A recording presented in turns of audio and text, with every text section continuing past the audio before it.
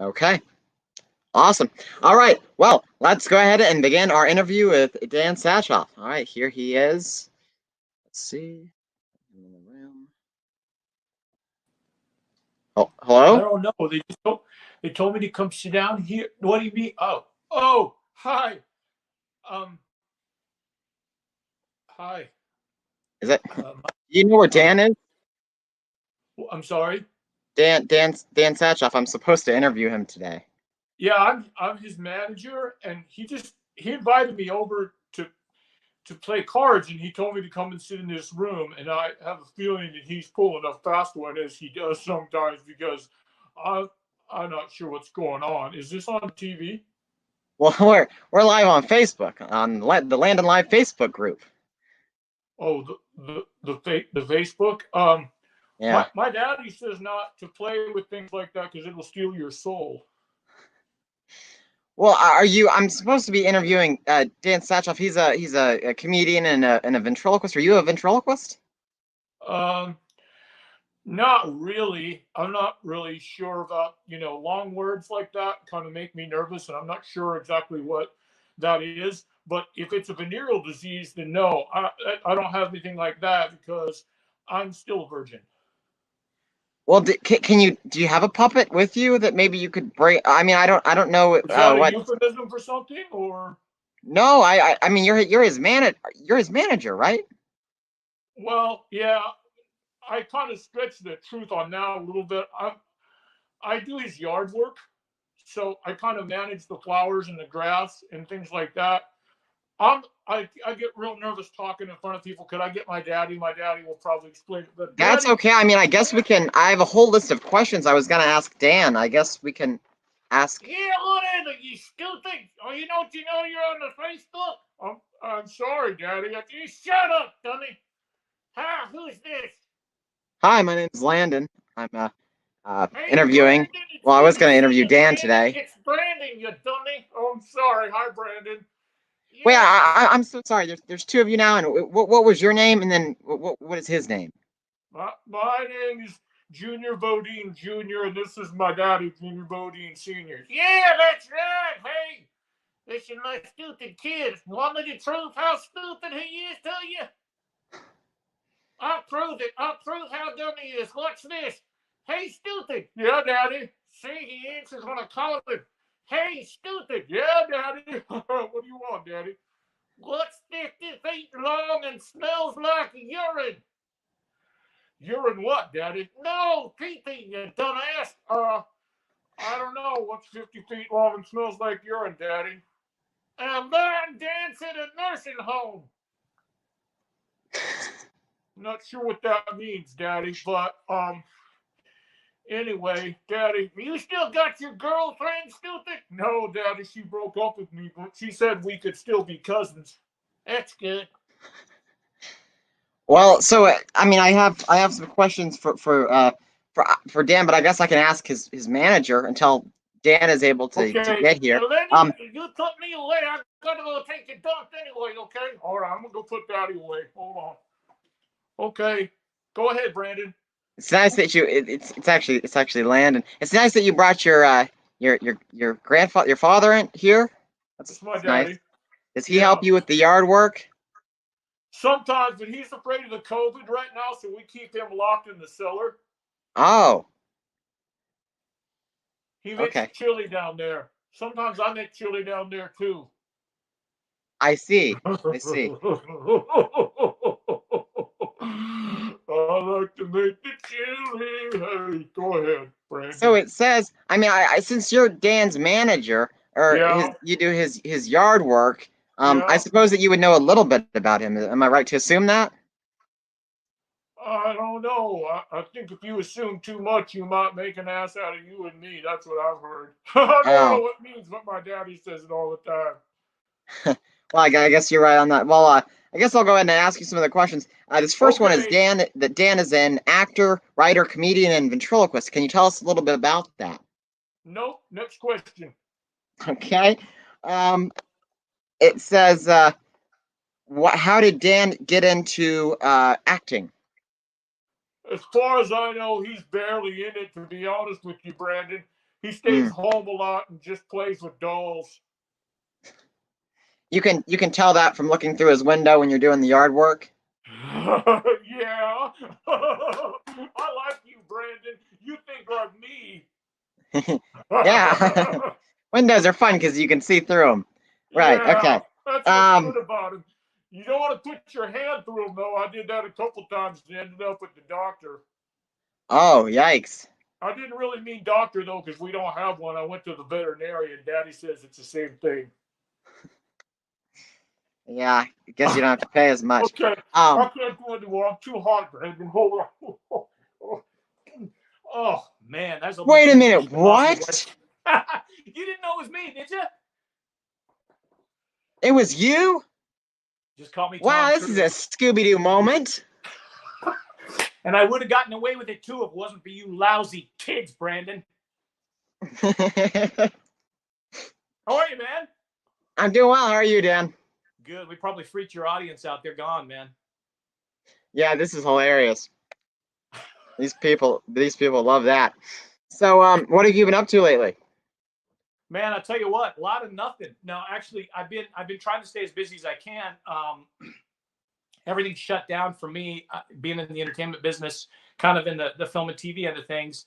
I was in Georgia when all this stuff kind of broke out, and so I was doing a Netflix show, and we shot one episode, and then they canceled the second one and sent everybody home, and it's been dead on that front. But trying as I can, like you and probably a lot of other people, trying to do like some virtual stuff and have some corporate clients I'm trying to work for, but it's quiet. So I'm trying to practice and hang out with cool people like you, man.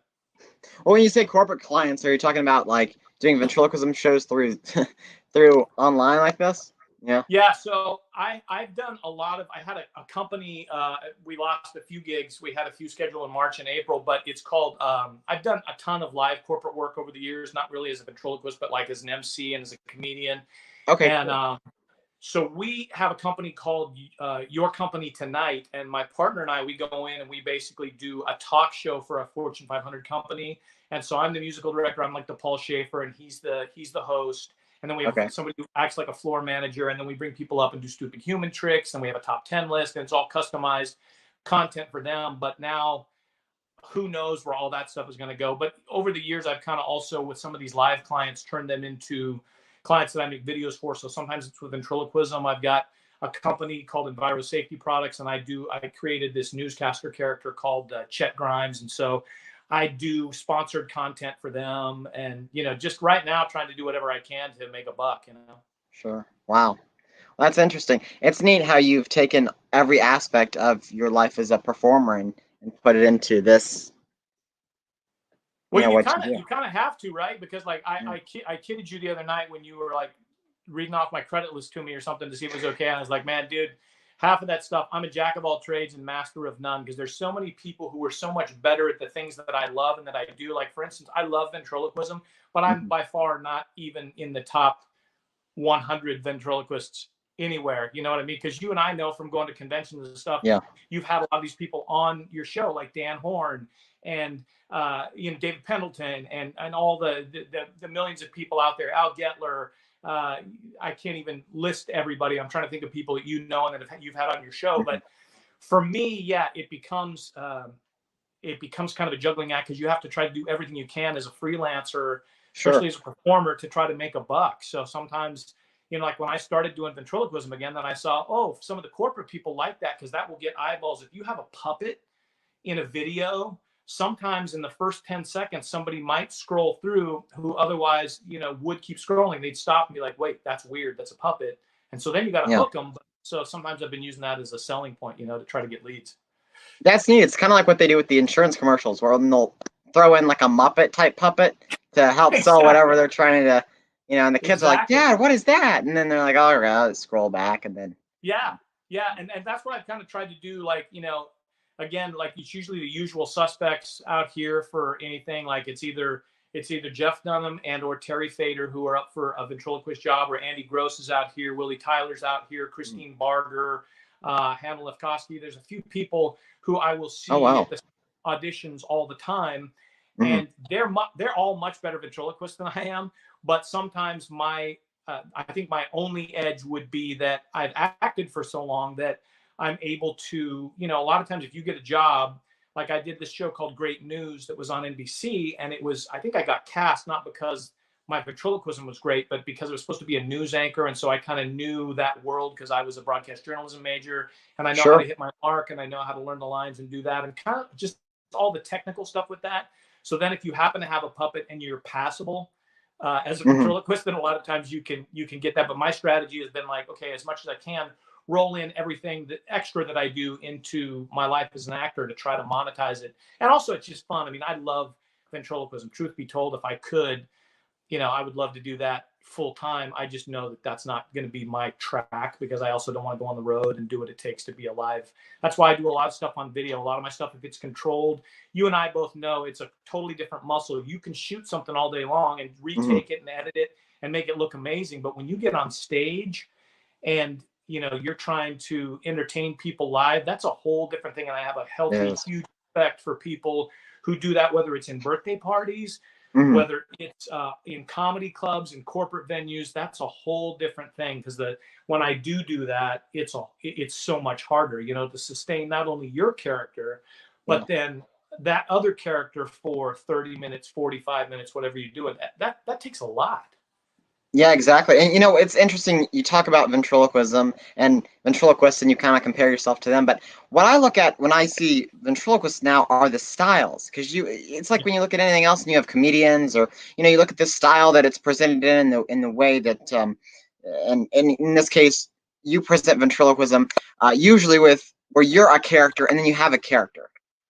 Versus just you playing the straight man with the character. And it creates this whole, I mean, it's complex enough to be a ventriloquist and then establish his character.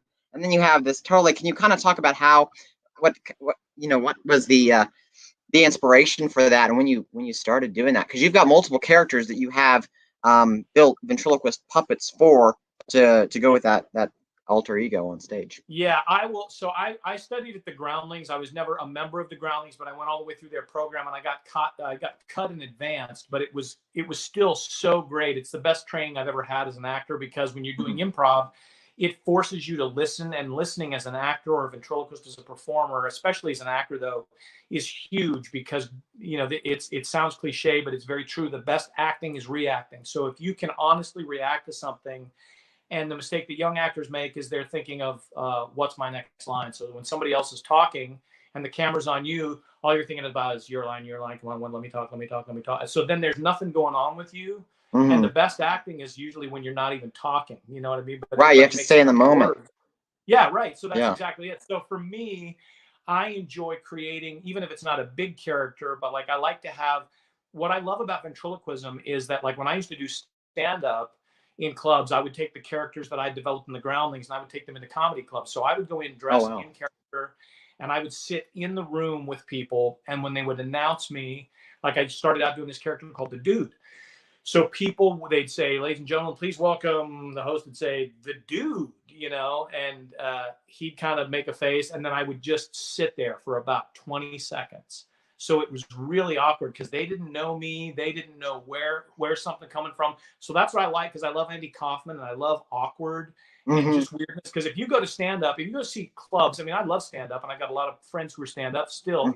But if you go to see a stand-up show, it's usually varying shades of the same thing. So you're going to have different comics who basically you'll see these same styles over and over and over. And especially if it's a long show, by the end of the night, you're like, okay, it all kind of blends together. So I thought, if nothing else, if I can make them break up the monotony of that a little bit. And so then I would go on stage as a character, and it was harder because I used to doing it in scene work. So I had to kind of make it all a monologue. What I love about ventriloquism is I have another person there. So you're actually kind of doing the scene, which is really fun. So if I can play a character, like I'm writing this new bit now that I don't know if I'll ever get on stage or not, but it's with a redneck kind of character, like a Tiger King kind of character.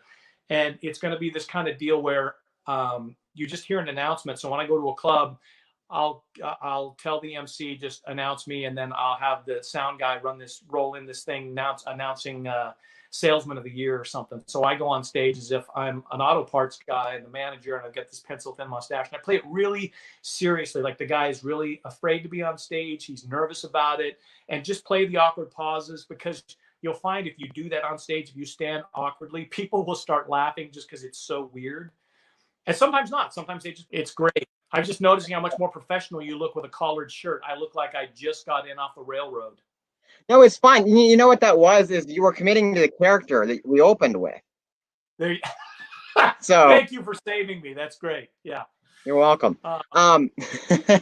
So that's interesting though. So you started with these characters, and when did you implement, like, did the dude, did he have a puppet, or was it you just started off in comedy clubs? So I did that for years. I did that for like 10, 12 years before. I didn't get back into ventriloquism until about 6 or 7 years ago. I had done it as a kid, just barely. I had the mayor course, and I was never very good, and I never really learned all the letters and the vowels, and just I couldn't the consonants. I couldn't do anything very much with it, but I loved it. I always loved it as a kid. Sure. It was just puppets and magic, man. I was a true geek.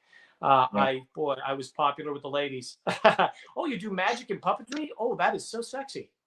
Not really. What's interesting is how many people I've interviewed that have said that they've started with that, or that I've heard that have started with magic and ventriloquism. Oh yeah, it's neat. No, I mean, it's a great combination too, because they go hand in hand. Absolutely. So. It's misdirection. It's just a different kind of misdirection. But yeah, no. So I created tons of characters, and then when I got back into ventriloquism, all of a sudden it kind of opened up another realm, because I was like, oh, and I started meeting figure makers like you and other people. I was like, well, what if I had a character built, and then I do a character, and then we do something together? You have to be careful, because if they're both too broad, now like what you saw there, as I say that, like that was something I messed around with. I made a video. So those are too broad. That's just kind of a one-off. But usually what I try to do is create a character that is grounded enough for me that it doesn't eclipse what the puppet is doing, and vice versa, because then it gets to be too much. It's like, oh, sure, this is, Yeah. But yeah, so then I started slowly introducing those kind of things, and so now I've been kind of putting those things together, trying to develop characters that I can do on stage and with video work. Wow. Yeah, it was neat. I got to see you perform live at the Peacock Theater. It was neat. So fun to have you there, man. That was a lot of fun, and what was neat was I got to see. I was a big fan of the bit you do with. You have to remind me of the name. It's Sampson and Scotty Matthews and Sampson. The Sunshine Scouts. Yeah. Yeah, that's a hilarious bit. What was the idea behind that? So that is a character I developed with the Groundlings, and I never got him on stage. And my dad was really funny. My dad was a Depression baby, and if you were to first meet my dad, you would think, oh my gosh, this is like an old school man's man, misogynist kind of guy. He wasn't. But he loved to tease my mom about stuff like that. And so he knew that would get her going, because my mom was a professional. She'd been a clinical psychologist. She was also a great mom, but she was a professional woman. Sure. But my dad just teased her. He teased all of us. I think I get that from him. But so he used to tell her when he wanted to get her going, he'd be like, like they say, a woman's work is never done.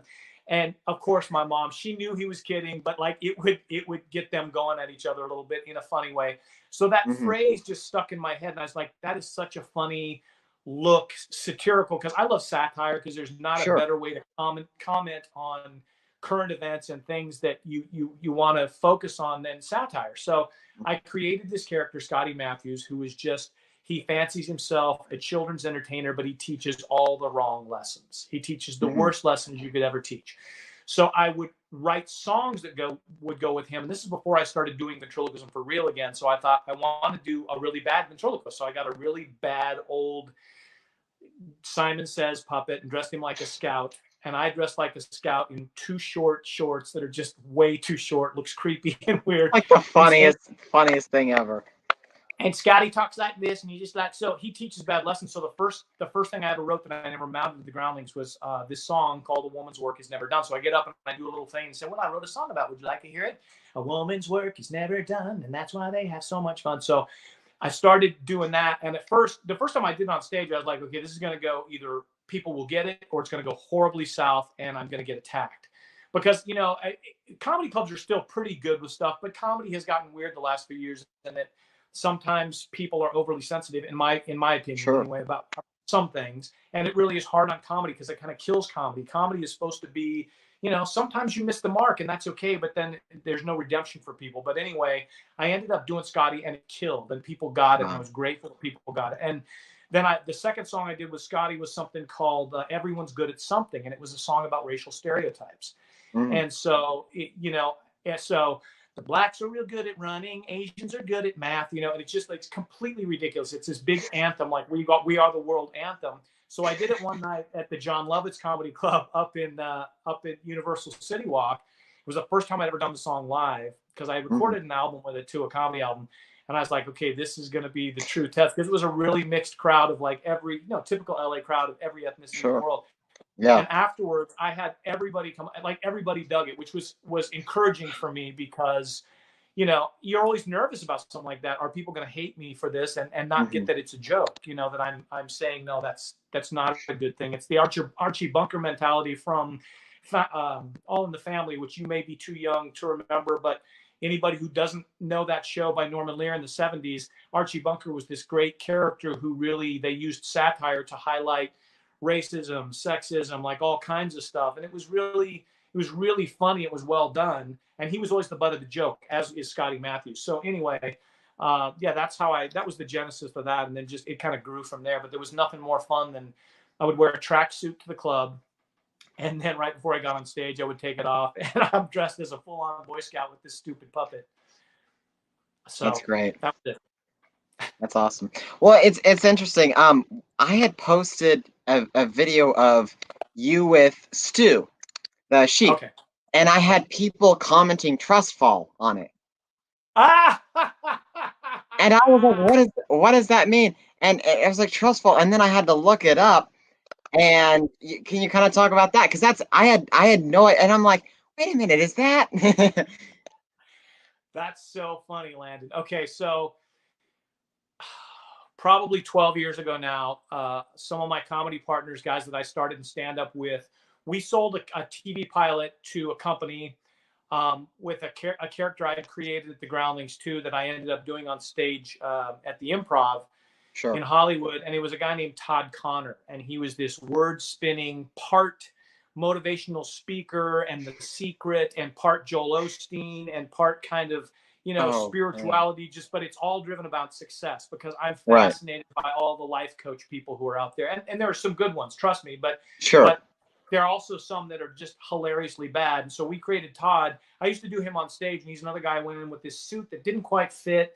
And then I had done him initially with, I've got this mullet that I can clip into my hair that matches my hair. And so I go on with a mullet and a piano tie and like an 80s kind of style. And his whole hook was like, pow, after I'd say everything. That was kind of how I emphasize stuff. And so anyway, we were selling this TV pilot about this word spinning self-help guru. We were like, how are we going to get eyes on this? So before we went to Comedy Central to pitch it, we were like, what if? And then one of the guys on our team, I had worked with as a director for a TV show I hosted for years on USA Network called Ready for the Weekend Movie. So Hunter, who's brilliant, he was like, okay, here's what we need to do. We need to create a viral video or something. Again, everybody wants to create something viral. You can't ensure that, but you can say, okay, what are things that would ensure it maybe going viral? Somebody gets hurt and make people think they're discovering something. So we hired a stunt woman. And in Hollywood, we shot in front of a real crowd. So this production company who was taking out the shows, who had no idea what was going on. And so I came up with this idea of this ultimate trust fall. So we put the stunt woman, I said, I'm going to trust that you're going to trust that I catch you, and I'm going to trust that you fall. And so we had set this whole thing up. I brought her out of the audience. Well, what they didn't know, she had a back brace on. She was a professional stunt woman. We rehearsed it. We had a mat that matched the black floor at this theater in Hollywood where we shot it. We had a ladder. So she gets up on the ladder, like the fourth rung. And I put my arms out and I said, okay, I'm going to catch you on the count of three. Here we go. 1, 2, 3. And as she fell, I turned away and she just went boom. And the audience was it was silent. You could hear a pin drop in that place. Well, so we choreographed everything. So my buddies came out and they acted like the MC of this thing, and they'd had other acts on before me who were real kind of motivational speakers. So we really went deep and sucked people into this. Wow. So they're all like around her, and she isn't moving, and her legs aren't moving, and so they asked the audience to leave, and we captured that all on tape, and we shot it on a VHS, an old VHS camcorder. So it would look grainy. So what we did is I had my mullet and everything. So we uploaded that saying this guy used to be Franklin Apollo, but now goes by the name Todd Connor. And we intimated that I'd gone to prison for this trust fall. And so it said, you know, Hunter treated it with like owned and all this stuff. And so then we uploaded it, and overnight we had like 1 million hits. And this was back in 2012 or whatever. So yeah. People went crazy. Still to this day, Landon, I'm not going to lie to you. I probably get 50 hate emails because the website still operates, toddconnor.net, I think is what it is. And so this clip has gone viral. It was on TikTok. So I come home 2 or 3 months ago, and my daughter says, "Dad, you're on the cover of TikTok or whatever. You've got like 1 million views, and it's the Todd Connor Trust Fall," which it comes around all the time. And people, wow. even though people know it's me and they will connect it because they sense, like, we kept it secret for a long time, but after a while we didn't care. We didn't sell the show and was like, whatever. But people still to this day think they've got me, and they'll send me this nasty note to the Todd Connor Gmail account, like, "I know who you are," and it's so fun, man. Wow. Have you ever? So you've never revived the character since, or brought him back? You know, I have done him. I've done variations of him on television in television shows. Because it'd be funny to hear him respond all the like it's a Todd Connor reads like hate tweets or something, like what they do on one of those late night shows. Well, we've written a ton of material. We've gone back and forth over the years. You know, it gets to be after a while when you're trying to make a living, and I've got kids and trying to just do everything, right. Like trying to shoot extra. You know how this is. Trying to find extra time for content or whatever is hard. But we had a whole plan to try to re-roll it out and like kind of introduce Todd. I don't know if enough people would even know anymore, but if we tied the trust fall to it, they would. It's just funny because I still will have some people. That's how I knew the internet was like a real thing. Because I've been, when people find out that I'm Todd Connor, and a lot of people have seen that trust fall, they're like, "What?" And then also I was on another thing. There's a thing called Channel 101 that was on for a few years that emanated from California, and there was a thing called Yacht Rock. And it was basically this musical history, fake musical history of all like Kenny Loggins and this whole genre of music they called Yacht Rock. And so I played this character, Gene Balboa, and that on the internet. And I've had some people be like, "Wait, you're Gene Balboa?" And I'm like, I can't believe, you know, like it was on TV or something. It's on the internet. But yeah. So wow. That is super neat. Check out toddconnor.net and send me a nasty email, anybody who'd like to. Now you know the secret. It's hilarious. I found a video somewhere when I was looking it up, and it's amazing how realistic everything looks.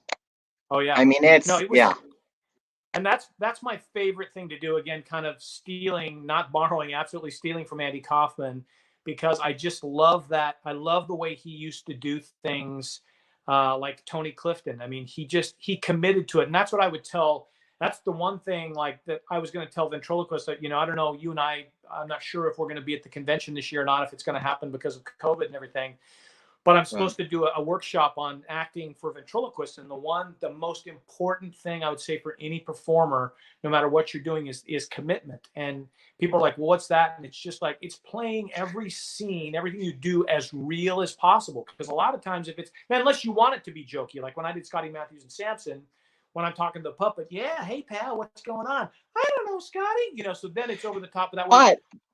But that's understanding how you're supposed to present it too. Yeah. And the character in relation to your puppet character, even though you're supposed to be a ventriloquist, you're trying to emulate. Yeah, exactly.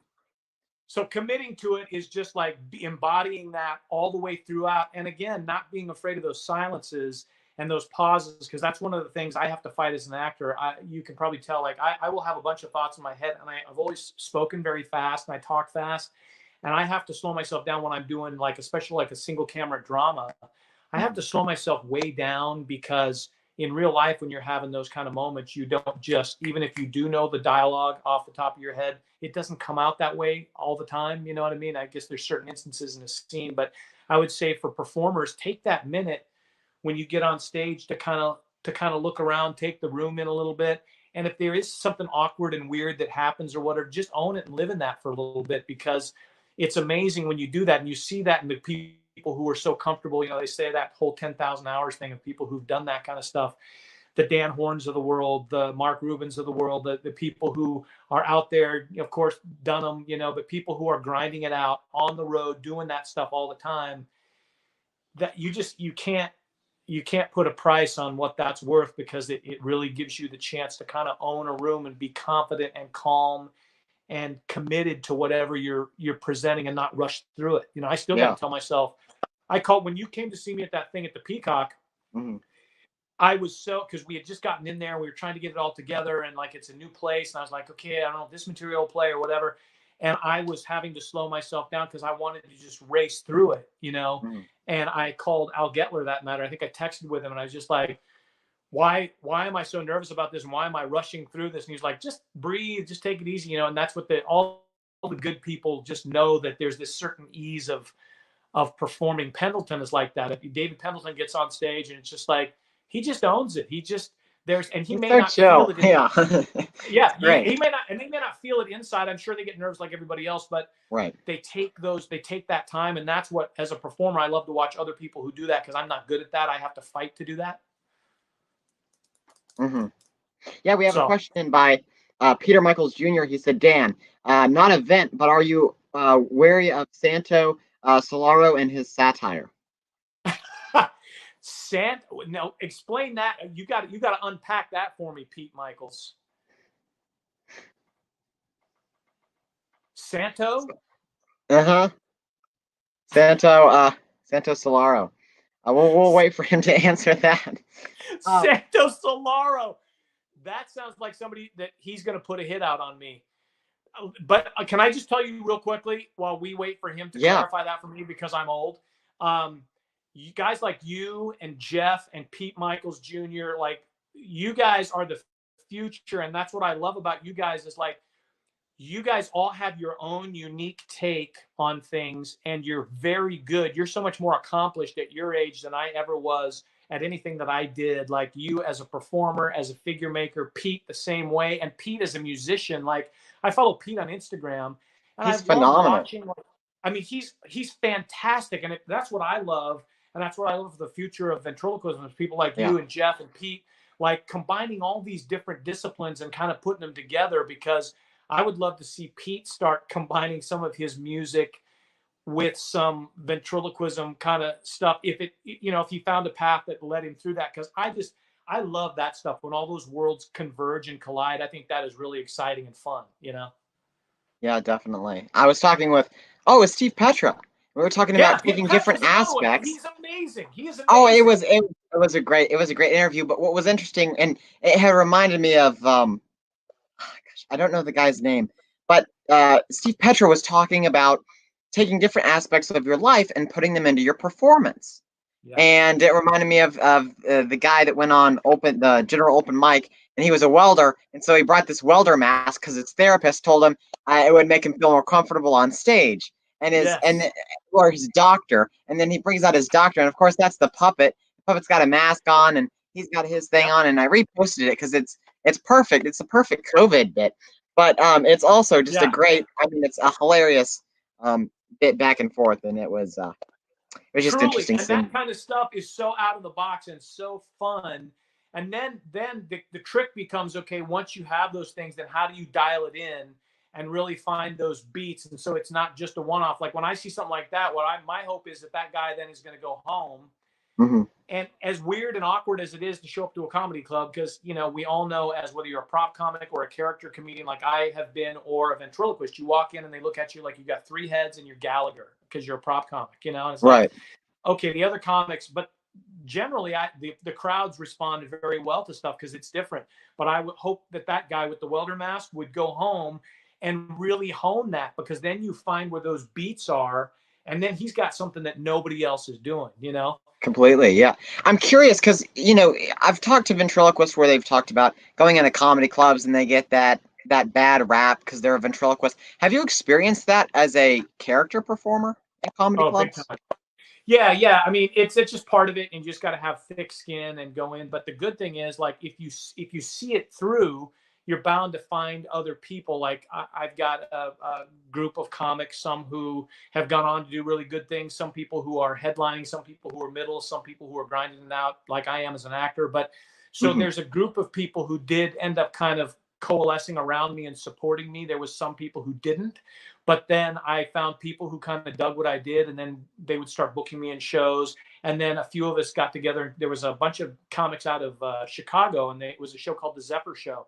And they booked us. We did every night a Thursday night show at the Improv for about 5 years, and it was a blast. And I had to write tons of material all the time, and it was great. And it makes you feel like you're alive, because for me, most of the stuff I do anymore, I do some live things, but so much of it is single camera, whether it's drama or comedy, and you're really not getting any feedback. I mean, if I can make a crew person, if it's a comedy, if I can get a crew guy to laugh or something, sometimes that's about all you get, But so that instant feedback, even if it's something that's horrible, like I've had plenty of horrible nights, but you feel like you're alive. So yeah, I've had a lot of that, but then you got to just ignore it. But what I found for me, when that would happen, the more they would give me a hard time and kind of ridicule me and look down at me, I would commit even more to the character that I was going in as, because not only did it frustrate them and piss them off even more, but it made me feel good because I was kind of hiding behind this character. So I didn't have to be me. I could be relating as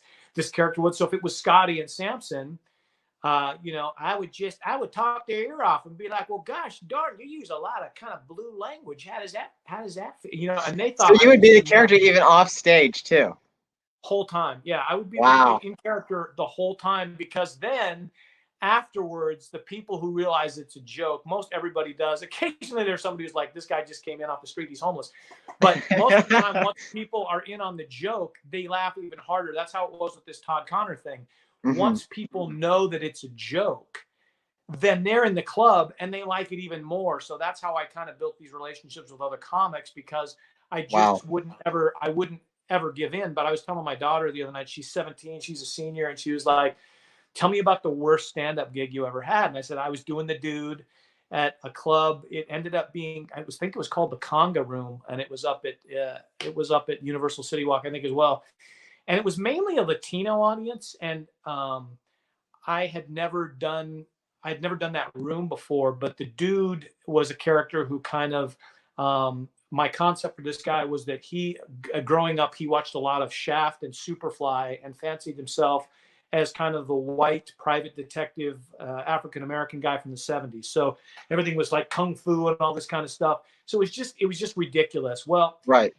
I used to do a show called Fat Tuesdays, P-H-A-T Tuesdays, at the Comedy Store, which was mainly African-American audience. And they loved it because they got it culturally. They knew the references. They knew what I was doing. I was making fun of myself. But when I did the Conga Room, for whatever reason, I think the audience, I don't know if it was a cultural thing or what it was, but they just didn't like this guy. And also he talked about, he was real suave and trying to pick up on women in the audience. He wasn't insulting or anything, but I think they thought I was really trying to hit on their gals or something. I don't know. It was right. Really bizarre.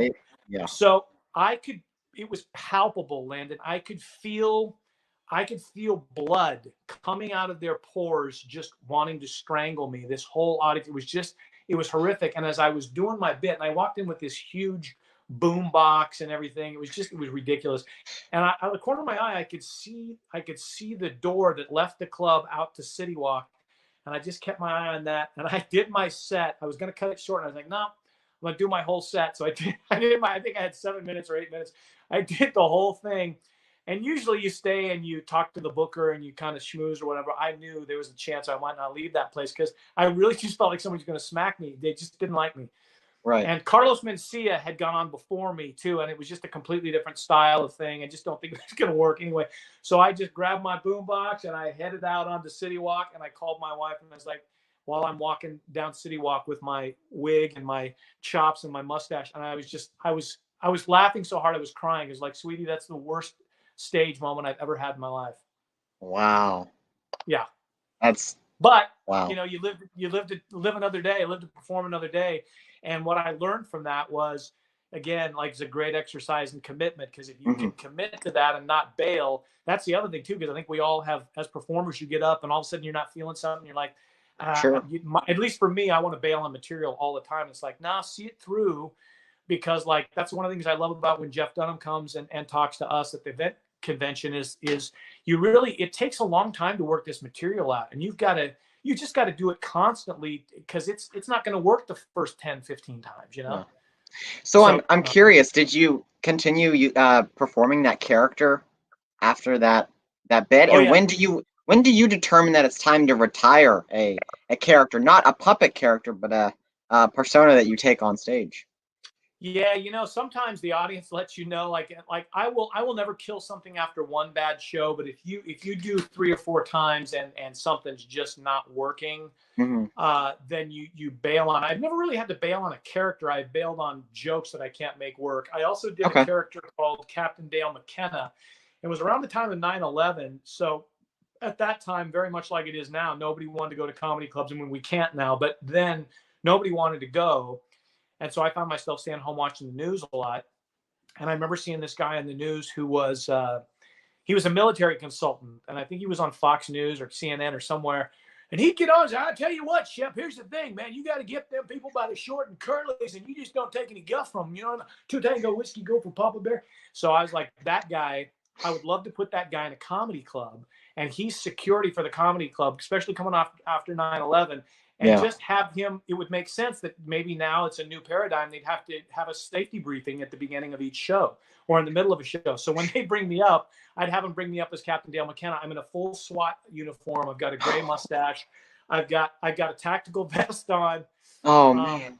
The full thing. And I would start giving a serious briefing, and people were like this at first.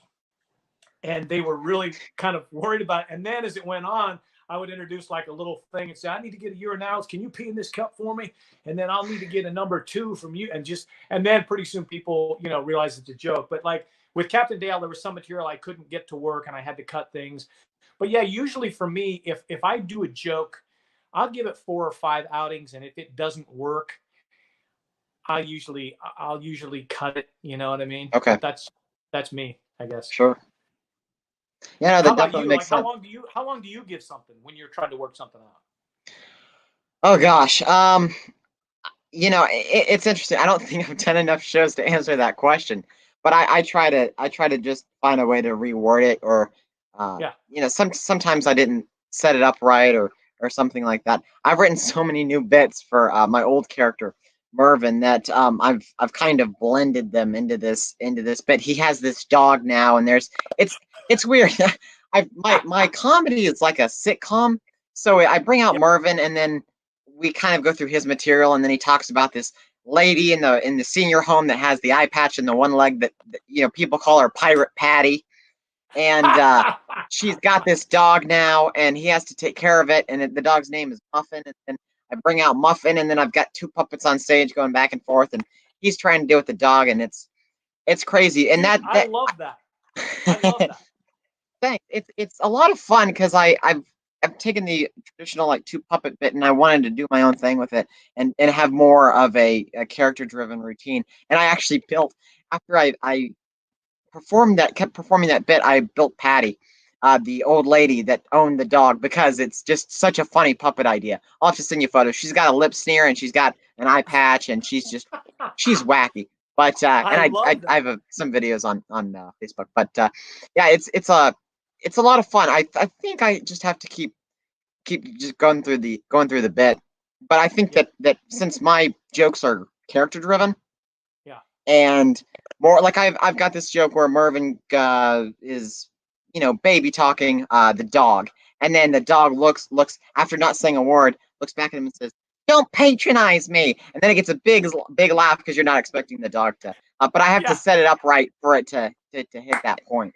So I love that. See, that's almost, to me, that's like a live version of Family Guy or something, seeing something live on stage. Like you said, the sitcom, it's almost like this hyper animated thing with puppets. Like I love the live version of that. Like that's the kind of thing too that you should think about doing that like as a one-man show or something, where not necessarily in a club or somewhere, but if you could rent somewhere out and write a show that was like 40 minutes to an hour or something, Yeah. with all that kind of stuff, and you're the through line. So you're the next door neighbor, or maybe you're the roommate, like it's Three's Company, or it's I don't know.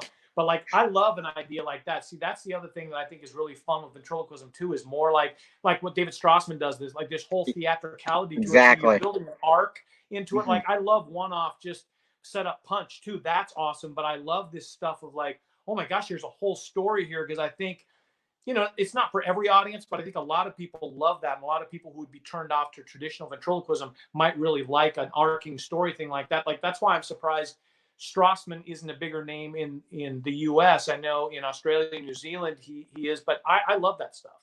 Yeah, I do too. And what's interesting too about having that formula that Strassman performs with is that if you're not a fan of the character that he has at the moment, or the jokes he's telling, you still follow the story. Yeah, So, right. you still got that, and it comes, it ends with this completion, and it's like this full. I mean, I'm a big fan of Strassman's, but we have Me Pete too, Michaels. me too. Actually, Pete Michaels Jr. just commented. He said, so on the comment regarding Santo Solaro, he said he's an Australian comic who created the character Zlad from his fake country Mulvania. He's made some other fake nations too, and has written books on them, I believe. The video No way. electronic Personic Personic became an internet gem. Okay, so tell me the name again of this guy.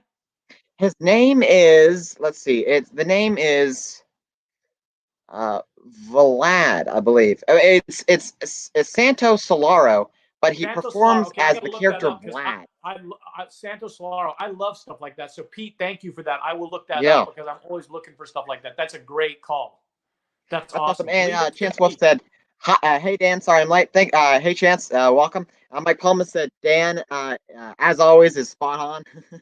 That was an Thanks, earlier Mike. comment. See, Mike's another guy who is just like, I couldn't do what Mike does. Like, he's performing all the time and working so hard doing that stuff, and his live muscle is so much more developed and better than mine is ventriloquism wise. That's why I love the convention, because you get to sit down and pick people's brains and say, hey, what do you do? Even if it's something as simple as like, where do you place the mic? Like Sammy Yeah, King exactly. has talked about, just mic placement and things like all those little things. It's amazing. But like, when you start getting up and really doing much performing live, it's like, oh my gosh, there's so many things I don't know, Yeah.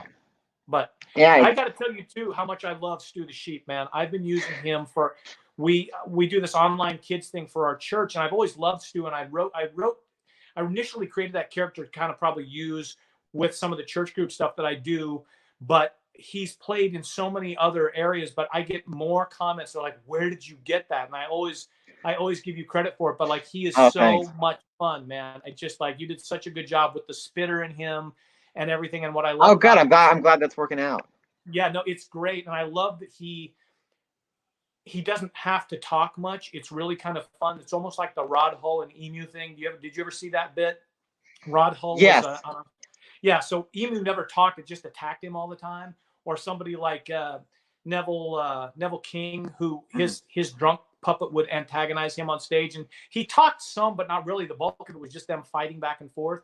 And it just makes me realize too sometimes how it doesn't all have to be talky dialogue driven. It's just like, it can be more sparse than that, and you can still get a lot of bang for your buck. So anyway, I just wanted to tell you how much I love Stu, man. He's great. Well, thank you. It means a lot. My favorite thing is seeing performers use my work and tell me that it's going well for them. So thank you. That's I think I'd seen a video of you that you had done with your church with Stu, and it was neat seeing him in action. And what's neat is I think Bob has a character that I built for him too, where it just mumbles or something, and the whole bit is it's like this little guy is what he calls it. And he's like this like little kind of like not a Smurf, but it's like one of those like fantasy creatures.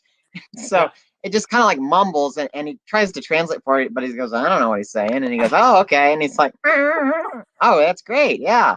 See, Rumba's another one of those guys. Like, that's why I love watching your thing with Bob, because he's just, and I've heard John Easy talk about Rumba this way too, but like, he is so out of the box. And because he loves cartoons and he brings that sensibility to it, I think that's really where the good ideas come from, is like, hey, just let your brain go and say, okay, what is the new thing? What can you do with this that hasn't been done or something. And that's why it's just so fascinating to go, again, go to the convention and talk to all these people, because there's so much wisdom gathered over the years of people who just have got so many great ideas. And you're like, oh my gosh, now I'm going to try to do that.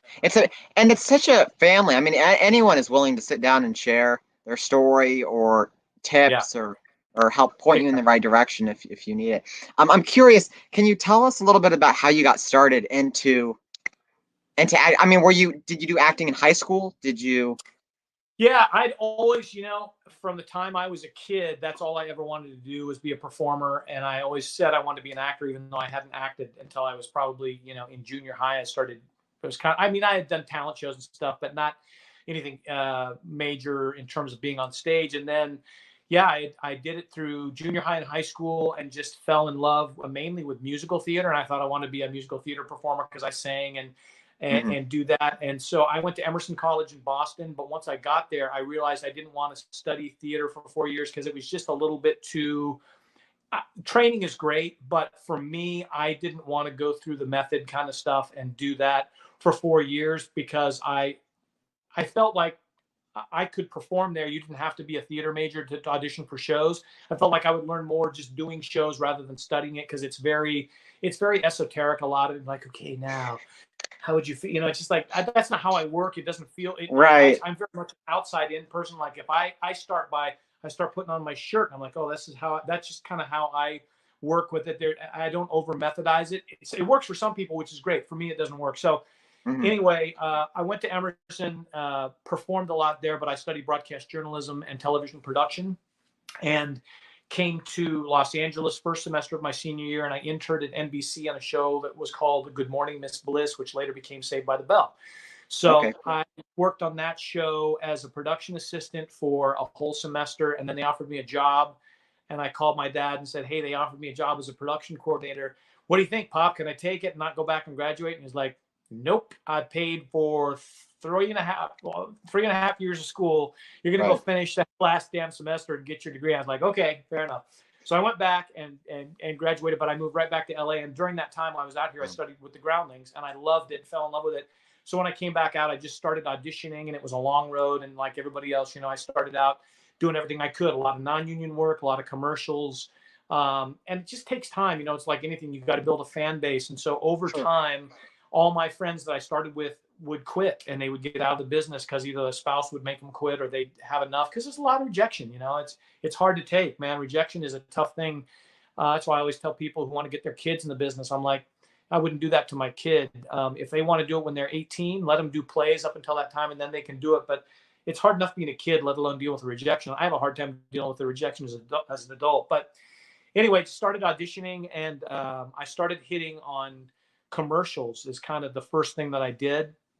And I just started getting more and more work. And then when I started doing the Groundlings, and then after that, stand up. And then from stand up, because I've been writing a lot, I got an audition to kind of my first really good break. I'd done quite a bit of TV work in terms of just guest star, co-star, but then I got this hosting job on this show on the USA Network called Ready for the Weekend Movie. And so I did 100 episodes of that show with a partner, and she and I went all over the country, and it was basically, a giant commercial. We would run the Water Boy, and we would say, hey, we're here in Louisiana. Tonight's movie is the Water Boy. But we came up with this idea, what if we started working sketches in there? So we started writing sketches, because I'd been writing so much stand-up comedy, and she'd been writing a lot of comedy too. We started getting that in and producing, and it kind of changed the model of the show, and it was pretty successful. But then I couldn't work as an actor during that time. So for about 3 years, I was hosting that so much, I couldn't work as an actor. I did one show. I think I did one episode of a show called Sleeper Cell on Showtime. But so then when that show came to an end and they canceled it, I didn't know what I was going to do, because I hadn't auditioned in a while, and people forget about you. They don't know who you are anymore. And man, I'll tell you what, that's a time where my faith really came in, and just, I could just feel God's presence just saying, hey, stay the course. Just do your best. Don't worry about the outcome. Don't manage tomorrow. Tomorrow's got enough worries of its own. And I just would stay the course. And my wife was super helpful with that too, just being able to keep me calm. And then eventually things started firing. I had to reinvent myself. When I first came out here, the only thing that basically was going on, or the bulk of the work that I thought I could do, was multi-camera sitcoms, Well, then sitcoms kind of went away for a while, other than Disney Channel and Nickelodeon that kind of kept that format alive for kids Sure. until things like Big Bang Theory came back and later. And now, you know, sitcoms are kind of back now, but for a while they were dead, and they were dead after I did Ready for the Weekend movie. So I had to reinvent myself and figure out what I was going to do. So I started being able to do a lot of single camera dramas. So I play a lot of judges, lawyers, doctors, things like that. And so that's kind of been my bread and butter, is just doing that kind of stuff. And then I also do a lot of hidden camera shows. So what I was shooting in Georgia right before all the COVID stuff happened was a show called Prank Encounters. What's the young man's name from Stranger Things hosted? Gaten Mazzarato, I think. Mm-hmm. And so anyway, I've done a lot of hidden camera shows over the years, and that is really fun because it's kind of like doing live TV. It's kind of working without a net. Sure. And you get one chance at doing it, and it's really fun, and it's another good example and good practice of just committing to something, because you can see in somebody's eyes when you're trying to make them believe something in a prank. You got two purposes. You want the people at home to be able to laugh a little bit and be like, I can't believe they're getting him to do this, but also you can't make it too big for those people at home, because then your audience is 2 feet in front of you. They're going to smell a rat, know the gig is fake, and then the whole bit is blown and you've wasted a day. And the producers will never hire you again. So it's really fun. So, but again, it gets back to that idea of having to throw everything in the mix, become a juggler of many things, because, you know, if you want to make it as a performer, you got to be able to change directions a lot, you know, and pivot. Wow, that's amazing. It's really neat to hear that. I'm curious, did you work with any people that we might recognize from shows? Yeah. You know, I've been really fortunate to work with a lot of really great people. I worked with Leonardo DiCaprio in a movie called J. Edgar that was directed by Clint Eastwood. I was cut out of the movie, but it was one of my favorite days of work ever. It was a period piece, and so I was playing this banker from the 1930s, and it was a blast. And Eastwood was amazing to work with, because he's usually, you know, when you're working as an actor, there's a lot of screaming, there's a lot of yelling right up to action, and they scream action, you're on a bell, and there's bells going on, and you're like, okay, you know, speeding, sound, action. And by that time, as an actor, you're like, okay, I mean, there's really nothing. It's hard to be relaxed in that moment, especially if it's supposed to be a really tiny scene. Sure. And that's when it becomes a business and you're getting paid to do a job. Mm-hmm. But Eastwood is completely different. So he has jazz playing on when you walk on the set, like very low level, cool piano jazz music. And he's just sitting there, and he knows who he is, and we know who he is. So there's no need to be like, hey, this is Clint Eastwood. He comes over, just shakes your hand. Is like, okay, here's where you're going to be working. He's very quiet about everything. He's like, okay, let's go ahead and try it. And he sits back and he says, whenever you're ready. There's no action. There's no screaming. There's no on a bell. There's no nothing.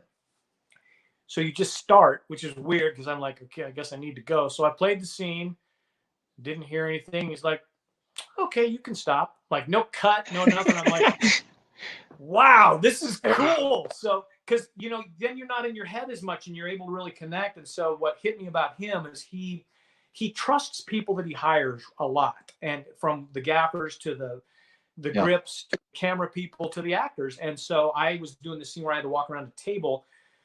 And the guy who was on the dolly and the camera that was tracking with me said, hey, he went up to Clint and he said, you know, he's moving a little too fast for this. Can we slow him down? And Clint was like, no, that's how he walks. That's how he does it. I want to do what he does. So they changed the track a little bit so they could speed it up and follow me, which never happens. I mean, you're always, and that's fine with me. It's totally cool. I know that's my job as a day player.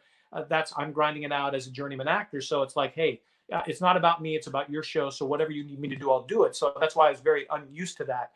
And so it was just a really cool experience. He does maybe 2, maybe 3 takes, but usually 1 or 2. Mm-hmm. And that's it. And he's like, very good. Thank you. You know, and you're done. It's just like, whoa, it was wild. So that was really fun. I don't know if you've ever seen Casino, but James Woods, who was in that, and he's done a ton of things. I did a show with him called Shark that was really a blast. Skeet Ulrich, I did a season of a show called Jericho on CBS a few years ago. That was a blast to do it. And all the people on there, Gerald McCraney and Skeet, and all those people were really, really fun. I just did a show on NBC called Zoe's Extraordinary Playlist, and I can't remember the gal who plays Zoe, but she's fantastic. She's just really awesome. I mean, I'm sure there's so many people I'm forgetting, but yeah, there's so many good people out there. I just did a show for Netflix called Hollywood. It's Ryan Murphy's new show. The guy who does American Horror Story and stuff, and the whole cast of that, a lot of really good, young, talented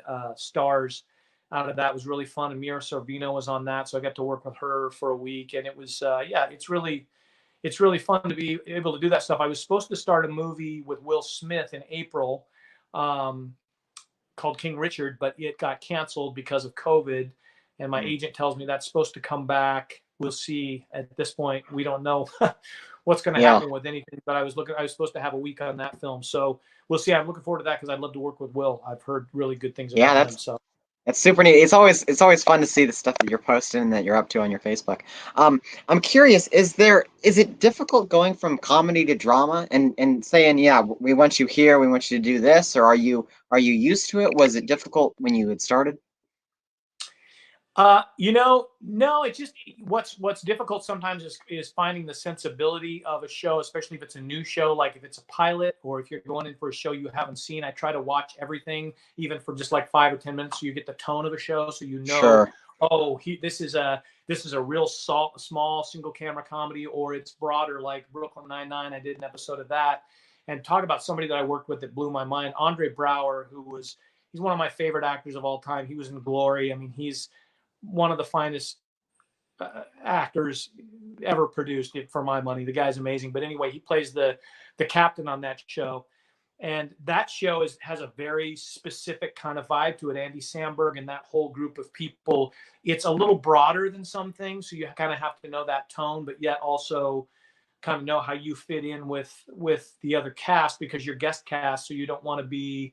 You got to kind of watch, how you interpret things. But yeah, it's the main thing I would say for me is I'm concerned with tone, but then whether it's funny or whether it's serious, I don't try to play it funny. What I try to do is, where the jokes are and stuff, but you try to play it as, again, you get back to that being committed to it. Whatever it is, whether it's drama or comedy, you just try to play it as real as possible. And the laughs will come if you're playing the situation, especially if it's well written. Now, sometimes, you're in a situation where something isn't well written and you have to find a way to try to make it work for you and make the whole thing work. But so much of stuff, it really is well written. And so then it's just your job to go in and really commit to that character and that scene and just play it for real. Because if you start playing it too jokey, even if you're doing, like, I've done Nickelodeon shows and stuff. I did a couple seasons of this show called The Amanda Show that was on years ago. And I did the Thundermans and a few. I was going to ask you about that. Yeah. Yeah. Sometimes, sometimes you want to, because you see how those things are and you're like, oh, I'm just going to play it huge. But even with that stuff, sometimes I find myself in auditions, I'm playing it too big, So I think that's the danger of saying, oh, this is a comedy, so I got to play it wacky, or this is drama, so I got to really, I'm curious. For something like the Thundermans, is that like in front of a live studio audience, or are all the jokes? I mean, do they have like a laugh track that they play, or you just kind of know it because you know the script? How does that work? Because I'm sure that a show like the Thundermans is interesting because part of it is done in front of a live audience and part of it is not. So the scene I did was on a different stage. It wasn't on the main living room stage with the Thundermans family. So most of their things that are on those in front of the bleachers in that stage at Paramount, those are shot in front of a live audience, and they'll do those like a regular sitcom. But then a lot of the other scenes are pre-taped and they roll those in for the audience to watch on monitors, so they will capture the laughs real, and then they'll sweeten them sometimes, but they'll capture those laughs. But usually what happens with all of those shows is, whether you have a live audience or not, you have run-throughs at the end of each day. So if you're on that show for a week, you'll do a run through each day, and they'll bring directors, writers, PAs, everybody, kind of a gaggle of people, and they will move from set to set to set to set, and they will laugh for you to kind of let you know where the beats are. So you kind of know where the laughs are, and so then you kind of get used to that. And then when they tape it, there's no laughs. So, but because people have laughed during the week, to hold. Or a lot of times the director will say, hey, you need to let that breathe a little bit, because there will be a big laugh, or we're hoping for a big laugh there, or whatever. So you do have to hold a little bit. But yeah, it's kind of, it's fun and unique that way. Yeah, the Thundermans is and that's how we did Amanda's show too. Like Amanda would shoot all of her wraparounds in front of a live audience. But then almost all the sketches were shot with no audience in mind. It's truly neat because you wonder how much of this is canned laughter that they add in later, and then how much of it, because you hear, this show is recorded from a live studio audience, and then sometimes you don't hear it. So it's interesting to see how they blend it sometimes. Mike Palmer commented, "These interviews are so good that I think we need more pandemics so these continue." Wow. Well, I don't know about that, Mike, but thank you, and Landon thanks you. But I'm ready to get back to work, man. I'm ready to resign my COVID membership. Well, I'm curious. You have a character with you today. Oh yeah, sure. I thought I could bring. Speaking of Chance Wolf being there, I thought I would bring out Gary the cat. This is a huge. Let's see. I'm going to move over here so you can see him a little bit. People love Gary. Yeah, what is it? Hey, Brandon, what's going on? Huh? Hold on, my phone is dying. Yeah. So it's hard to get him in there. There's a lot of Gary to get in there. What are you trying to say? I don't know. Anyway, yeah. So I love this guy. He is so much fun. I use him with a ton of corporate video and everything, and he's great. He can do all kinds of great fun things. He's a little bit too heavy. What do you mean? What do you say? You're fat. No, I'm not. I'm just easy to see. You know what I mean? Okay, whatever. So anyway, what's the matter? What was that? Hair ball? Sorry. Okay. So anyway, Brandon, I love your show. Yeah, it's a great gag. Call him Brandon. Yeah, he loves that, huh? Yeah, his own character does that. Yeah, really? Are you serious? You're a horrible ventriloquist. Thank you very much. So that's Gary the fat cat. And could you tell us quickly like how you came up with the character? Because I'm actually having Chance on in a few weeks for the Ventriloquist Figure Builders Week. He's great, man. Chance is fantastic. He built this guy with such love, and I love Gary. Gary can do so many fun, cool things. This is my favorite movement that he does when I do the hairball. It's my favorite thing. So that's a combination of movement. That's ears, eyes. So yeah, let me show you what he's got. So he's got mouth, tongue, eyebrows down. He's got blinks, and then his ears can go back. And then when you combine those, that's what for the hairball. Yeah, that's what I usually beautiful. I will palm a sponge that I covered with fur, and so when he does the hairball gag, then I'll just kind of do that. It's a little thing that I actually picked up from Johnny Main.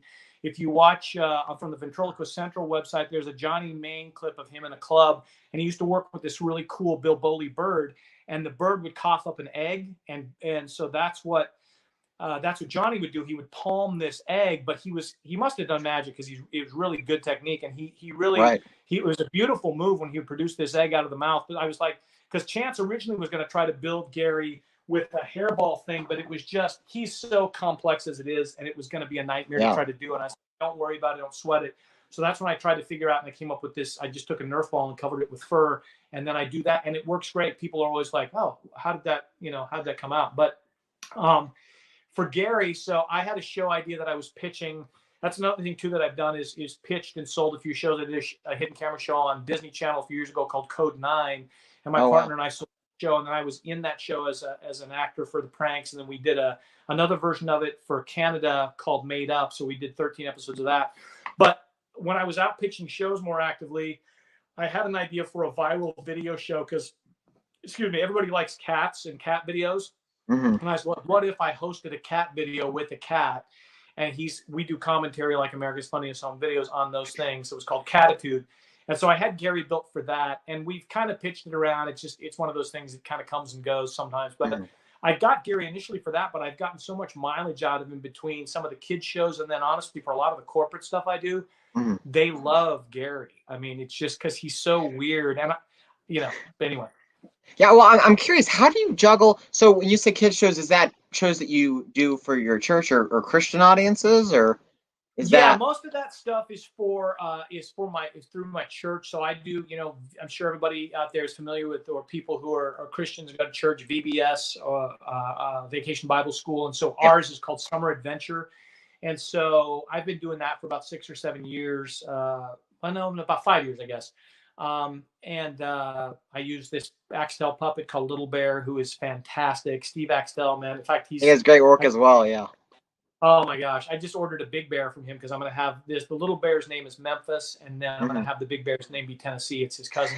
And, but like I do these big things for these kid things. And it's really fun doing that. I don't do a lot of other kid shows. I do some shows for foster families. I know a lot of folks who are involved in the foster system. And so I try to do shows, for those groups occasionally, but I don't get a lot of that kind of work. But when I do, like, and randomly somebody will say, hey, would you come do my daughter or my son's, somebody that I know, they'll say, would you come do 5 minutes or 10 minutes? And I'll always take Gary. I'll take Stu, because Stu, people love Stu. And also I think, although I always try to push the hard characters too a little bit, because I think kids, a lot of times people bail on the hard characters, like, oh, just soft characters. It's too much for kids to handle. It's like, no, it's not. I mean, they can. Kids love them because of everything that's going on today. You've got the whole Goosebumps rebuilds. You've got robots and animatronics, and kids are wanting to know how it works. And that's the other fun part, is I like to then afterwards with kids show them kind of how it works, because then that's kind of an added value thing to be like, hey, I don't always do it because I don't want to ruin the magic, but with a certain group of kids, I'll say, especially if it's somebody who has an interest, I'll be like, hey, do you want to see how it works? But yeah, so anyway, that Gary came up with that. I came up with that for that idea, but he's been so great, and I've used him for so many other things. The only trouble is I would need to have a case built for him. I've always wanted to bring him to the convention, but it's going to cost me too much to build a case, and he's kind of delicate, like his the mechanism that pulls his ears back will come undone sometimes. And so Chance is so great. He talked me through how to do brain surgery, and I have to take out the head every once in a while and reconnect the ears. But I'm afraid if I travel with him somewhere, I don't want him to get all cracked up. But anyway, that's Gary. That's the genesis of Gary. Yeah. Wow. Well, maybe you could carry him on as your, what is it, like therapy cat or something? Yeah. I had written some bits for that actually as my my therapy. And what did I call it? I can't remember I had a whole bit. I got so much material I've written for Gary that I've never officially. That's the other thing too, is I write a ton of things that I never actually mount. Austin Phillips built me this great character that I think have you ever seen the news spots I do? I've seen it. He's a great character. Yeah. You've got the top people. Him. Yeah, no, I love that character. And I had him built for a specific bit where I come on stage and we're both kind of dressed identically. And it's the typical quintessential cheesy ventriloquist bit. And I'm singing a song and doing this stuff. And then after a while, he's just like, I can't do this anymore. I'm like, what do you mean? He's like, it's soul crushing. I can't do this. It's insipid and it's irrelevant. And I say, irrelevant? We're ventriloquists. He's like, do you hear yourself? That's what I'm talking. And so he goes down the list of where ventriloquists fit in show business hierarchy. And like, we're beneath sword swallowers and gypsies and everything. At the very end is ventriloquists. And so anyway, then he wants the truth be told. And that's where his wig comes off, because then he looks like he's a middle-aged man. And he says, like, I'm not a kid. I'm not Sandy Wood. My name's Marvin Gertler. I'm 43 years old. I just got out of rehab and I got 4 kids. And, so anyway, but I've got the whole thing written, but I've never worked it up. So I love that. I love that you have that conflict and that twist in the middle of the bit that drives it home. That's phenomenal. I love that.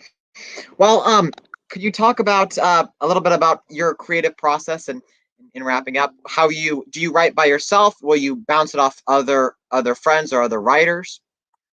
Sometimes I'll bounce it off people. Like I've got a few people that are really good. Some of my friends from the stand-up world who are really good at crafting jokes. Like my joke writing is okay. Usually I have a better idea of the big picture and where I want it to go. I can write a joke, but it's not my strength. Like there are other people who are really good joke writers. Like my buddy Patrick Keene, who I do the corporate thing with, he's like the Rain Man of writing jokes. Like he just knows how to craft a joke. And, again, it's that as few words as possible, just the really getting down to just the perfect amount, the expediency of words. But, and then I hired a guy who really does like great work, Mike Morse, out of New York City, and I got his name through John Peasy, and he's an amazing. I'm telling you right now, anybody out there, if you need a good comedy writer, whether you're a magician, a stand-up, an actor, a ventriloquist, Mike Morse is amazing, and he wrote a lot of the stuff that I did for the ventriloquist convention and thing you saw at the Peacock. A lot of those jokes for Earl Shanklin, I had a lot of them, but Mike wrote. I told him the arc that I wanted for that bit.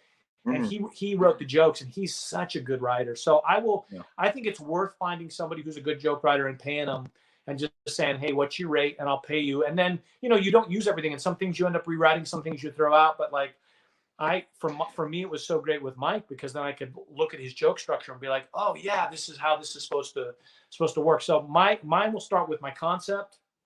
I will try to write a whole routine. If I can write like 5 minutes, 7 minutes, 10 minutes that I think is good after I've worked on it for a while and I have a voice, build a character. Like before I had you do Stu, I had written like 5 minutes of material, so I knew I could do 5 minutes with him for kids. Mm-hmm. Because it was funny. Our pastor was talking. I was sitting through a message in church, and he was talking about how we're basically sheep, you know, because we're stupid. And we make the same mistakes over and over, and need for Messiah and all that kind of stuff. And I was like, oh my gosh, it's so true. But then I kept picturing a sheep in my head and how stupid they are, and just some sheep like pounding his head against the table. And that's what I was just like, Stu the sheep would be funny. And I just started writing some of the back and forth. And then that's why when you sent me that first sketch, I was like, yes, that's exactly. I mean, the thing is, I didn't know what he'd look like because I'm not good with that. Like, I'm a big believer in, I like to hire people who have a vision and then let them do what they do and not micromanage them. I mean, there's always some things that you say, hey, but I like the back and forth. I like that's why I like, you know, doing plays and doing any kind of work like that, because it's the ensemble work that is the most fun in the collaboration. And I really like to just let somebody go and say, hey, just do what you do. And there's some little specifics sometimes, but that's what I loved about Stu, because then when you came up with that, it was great. So then, after that, then I pull the trigger and then get the character and then try to have somewhere to roll with it. For me, I know it's not always going to be a live thing, but it ends up being, okay, can I plug this into a video that I can monetize? And almost all of my characters now, I've been able to use, like, I work through a couple different platforms, Upwork and Fiverr.com. And so I will create videos for people, whether it's for corporate things. I found there's a little bit of a niche for small to medium-sized businesses who can't afford to produce commercials at a high level, that especially with a puppet, I will always tell them, hey, look, if you're looking for lead generation, a puppet will make people stop, especially if it's for social media, and watch. Then you got to deliver the message pretty quickly. I just did a marketing video for this guy in North Carolina with this company that they help career college recruiters. And so I had Claude do a whole bit with that. But so most of the time I've been able to at least work these puppets into videos so they'll pay for themselves over time, not always. And then if I find I'm not using a character, then I sell it. And because I don't want to be just a collector of puppets either, because then that gets to just be, I want somebody to be able to use them, you know? I love that though, because you've got the character and you have whatever bit you have that you use for it in maybe comedy clubs or corporate events. And then you also have it as a thing that you can incorporate for a commercial. And maybe redress it or give it a different, you know, name or whatever to fit the client need. I'll have a lot of people reach out to me and I'm able to say, well, hey, which character would you like? And they're like, oh, which one can I have? And I'll send them a list with a photo of these different things. And they're like, oh, like I just did this thing for this guy. He's a teacher back east. And, you know, because everybody's doing mobile learning right now, he's like, you know, look, for $50, can you make me a video response of Q&A questions when kids have questions about how Google is working or how I'm testing or grading or whatever? And so he liked Gary because it's kids from, like, I think it's anywhere from 4th to 7th grade or something like that. Yeah. And so Gary and I did the Q&A, and it was great to be able to have that option, because if you only have a couple of different figures, then you're kind of limited with, you know, your range with that kind of stuff. So. That's awesome. Well, in wrapping up, what do you hope to see from the future of ventriloquism? Man, I want to see it continue. I want to see young people push the envelope and really find just fun, new, interesting ways to combine disciplines into performing, be it ventriloquism, music, acting, stand-up, story, performance art, whatever it is. I don't know. I think there's just, I love combining a whole bunch of different disciplines and being like a modern new vaudevillian. And I see that in a lot of you guys. I mean, your conversation with Goltz the other night, that's a lot of what I see is just kind of this new vaudevillian kind of attitude, which is great. And then I would love to see, for those of us who are a little bit older and who are doing it, that we're always constantly trying to perfect it and not be happy with.